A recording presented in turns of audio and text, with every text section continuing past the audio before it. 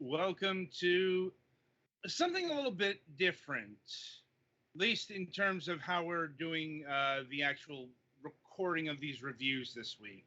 Um, so instead of doing our usual, every episode is a separate recording, we're basically recording in one block session to see how that will affect the ratings on the suggestion of Mac,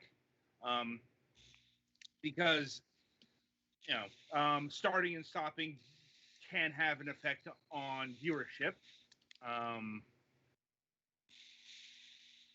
and we now possess the editing tools to make sure every segment is its own episode in post. Um, so that's not going to change anything in terms of the actual broadcast outside of this notification here. Every portion is going to be started and stopped like always. Just the in between segments are now going to be basically retained. So we'll see how that works out. So anyway, here's the first game up this week. It's a game called Hot Brass. It is a top-down tactical, not a shooter. It's a. I hesitate to use the word police simulator as well, because I don't like this. Isn't really simulating the police in real life. Let's say hockey puck police action or hockey puck SWAT action. Let's go with that. But yeah, this is I could probably sum up the premise with a sentence here. It's basically, if you played SWAT 3 or SWAT 4, you probably remember SWAT 4 from Spoonie's playthrough 100,000 years ago. But it's basically one of those games, but flipped in a top-down perspective. You and possibly some friends are special weapons and tactics police officers, and your goal is to pacify situations, ideally without killing everybody, but in this game, the assailants are often armed, and they will shoot you. And the mechanics of non-lethal takedowns are very simple and kind of yes/no. Basically, when you see a person, you push a button to yell at them. If they then turn green, you walk up to them and stand next to them for a bit while holding a different button to put cuffs on them. If they turn red instead, you either can shoot them or tase. You can either shoot them if they're too far away and shooting at you too much, or you can try to walk up and tase them by holding yet another button until they turn green, at which point you can cuff them. Right, and you do have to follow the protocol, or else you end up soft locking shit. We found that out during our Friday playthrough. Yeah, if you tase or shoot someone who's not hostile, you just fail the mission. Or you get an infraction or whatever. Mm-hmm. But yeah, it's kind of a stickler for protocol. I won't say it's as stringent as one of the SWAT games, but it's still you do have to follow the specific steps, or else you will be penalized. Again, it's a little bit hard to tell sometimes because every the backgrounds are actually fairly detailed, but all of the people are represented by circular icons that indicate their status and what direction they're facing if necessary, but that's about it. It's harder. I found it hard to remember that yes, if you press the run button, you can jump over most small objects, or even you can crouch in this game, and the only way that you can tell that you're crouching when you're crouched is because the fluorescent outline around your hockey puck glows a little brighter. Yeah. And this is kind of an important thing because people who are standing can shoot over people who are crouched. And if you try to shoot over someone who isn't crouched, you're going to shoot them even if they're a teammate. It is a bit of a puzzle in terms of visual delineation. You know, you would have thought they would have gone with something more representative. You know, like actual police people instead of this very abstract representation. Like I gotta admit, I do not understand the thought process behind it. And probably wouldn't. Oh, and remember to pick up guns after you pacify people because that counts as evidence. Yeah. Or if your teammates get killed, pick up their guns too because that's still evidence. Well, I mean, they did kill you, and it's probably not best to leave guns lying around a crime scene. Yeah, that's the principle, I think. Yeah. One of the things that this completely fails as a simulation is that once you've pacified someone, they stay pacified. Mm-hmm. We ran into a situation where Petty Fan, in the last mission we did in our co-op thing, where the primary target of the mission had been pacified, but we forgot to cuff him. He could have just walked off. After looking around trying to figure out what the fuck we were still supposed to be doing, some Petty Fan walked back over to him and was like, "Oh right, he's not cuffed," and cuffed him, and the thing ended. Yep. Oh. I think this game is definitely way more fun in co-op. Oh yeah. Because a lot of it is, I mean, first off, SWAT teams aren't one person. But yeah, even aside from that, it's it's more enjoyable to be trying to coordinate a team to tackle a situation rather than trying to do it alone. Yeah. And I see Petty Fan still has problem with breaching charges. Look. Like, I mean, I still never quite managed the flashbangs without blinding myself. I mean, the opponents stayed stunned longer than you do. I guess mean, because we're expecting it, but at least with the flashbangs, they're an AOE thing. Like the breaching charges, it's quite simple. You put a breaching charge on, a wall or whatever. You walk away, and then you blow it up. Some of us may have forgot the walk away part.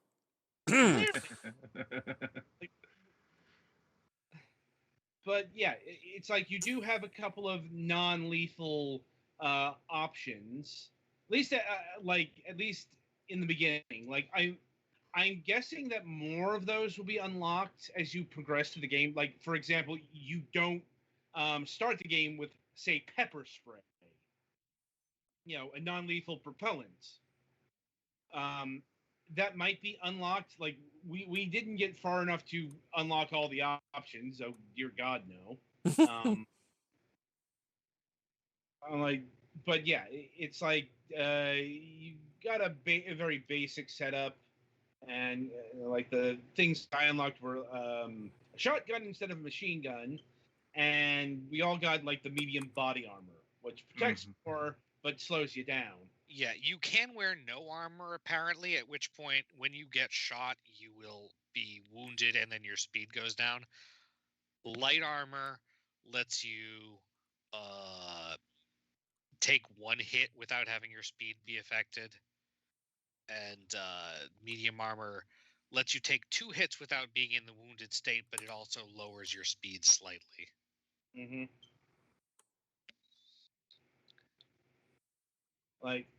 And in terms of co-op, yeah, you do have to be aware of your other partners because you can block each other. Yeah, friendly fire is a thing. Yeah. Occupying the space is a thing, which again, you're hockey pucks, so you can't squeeze around a hockey puck as easily as you can around a person. You want to bet? Yeah, you haven't Okay, played. you can't squeeze around a person-sized hockey puck cylinder. Fair enough. Like, yeah, It's the and opposite problem you have in a lot of tabletop war games, where in a tabletop war game you'll have a character where officially the space they take up is the size of the base they're on to a right. certain height, but actually the model has a gun sticking out like 2 inches off the base, so you have to cheat about like which model's actually facing, because oops, he's in base-to-base contact with somebody that would be right where the gun is. So Right, right. Clearly that's not a particular problem with this game.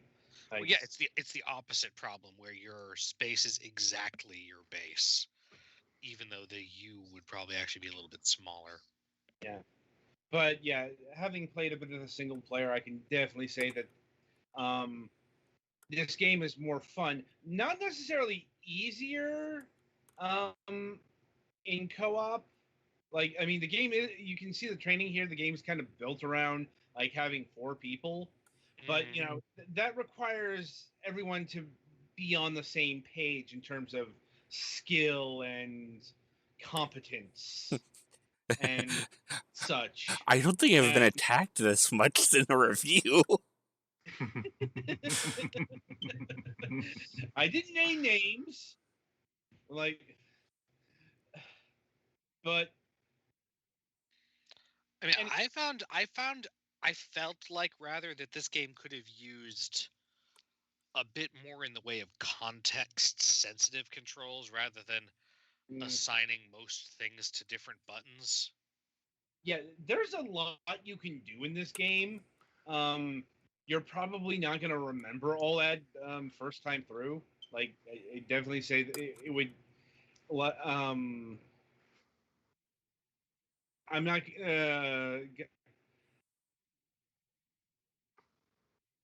Things like running kind of feel pointless, since chasing down suspects isn't so much a concern as it is um, making sure a proper takedown happens.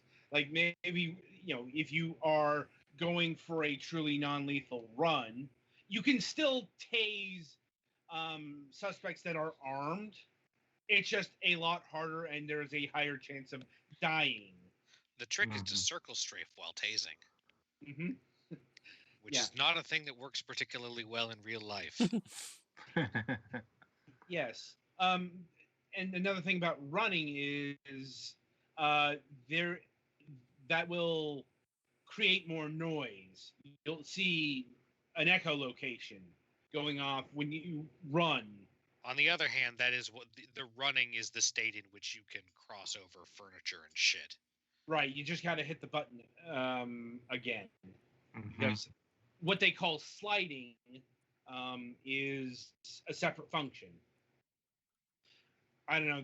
That feels like the kind of thing that could have been automated, but I don't know how difficult what could have been in terms of actual programming and such. As far as the music goes, can't really say. Like, the opening, the title track was really neat, but we kind of played this with the volume turned down.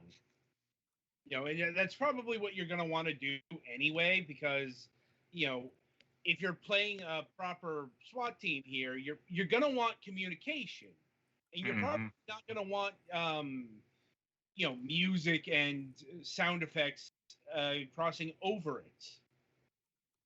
Like, yeah, as far as the graphics go, once again, abstractions aside, they're fine. You know, real Grand Theft Auto 1 and 2 reminders here.